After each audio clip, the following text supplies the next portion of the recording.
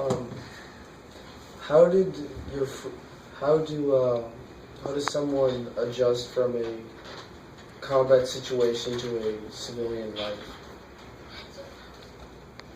Short answer or long answer? A lot of integration. You have a lot of people on their side, on the military side, who got to do a lot of assisting, and you got a lot of civilians that do a whole lot of assisting. But it never really ends, so you don't really fully integrate back into a civilian culture. It's more of how well have you adjusted to the new norm. How does PTSD affect someone's relationships?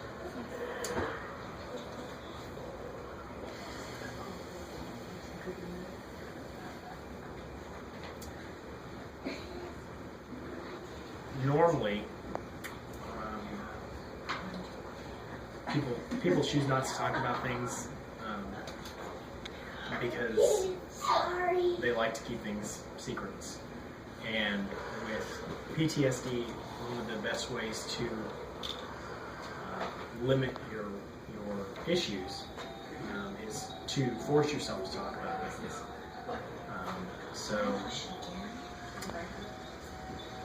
in relationships, you either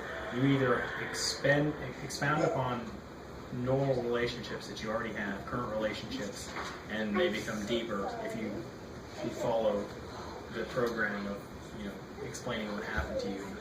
And if you choose to go outside of the circle that you consider friends, it's very difficult to try and open up to people who don't understand what you're going through.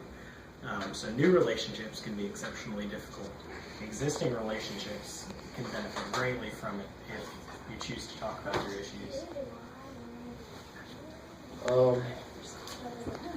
How does PTSD affect someone's work life?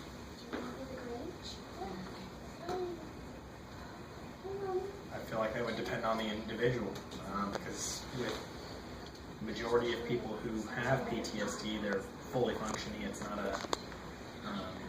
not something that keeps them from committing to normal day-to-day activities. If the job were to overlap what they had done in the military, as far as the job, something with the federal government working here, say with the DHS, or where you're experiencing the same sort of scenarios that you experienced overseas,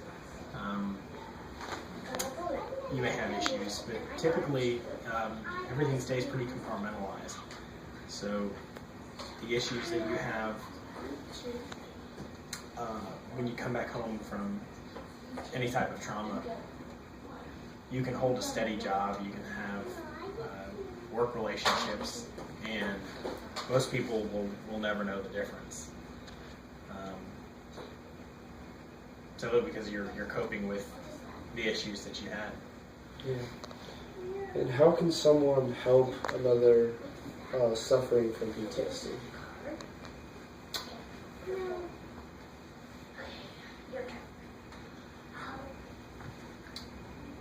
If everything revolves around a conversation, and you talking to people about your problems, things that have bothered you, things that you saw, simply because it was horrific, and you have survivor's guilt, you have all of these issues that you hold inside of you. Communication is key. So if you have someone you know who's been through something that is as devastating as war, whether it's classified as PTSD or it's simply you know that they were in a bad place for a long time or a short time and it was just exceptionally horrific,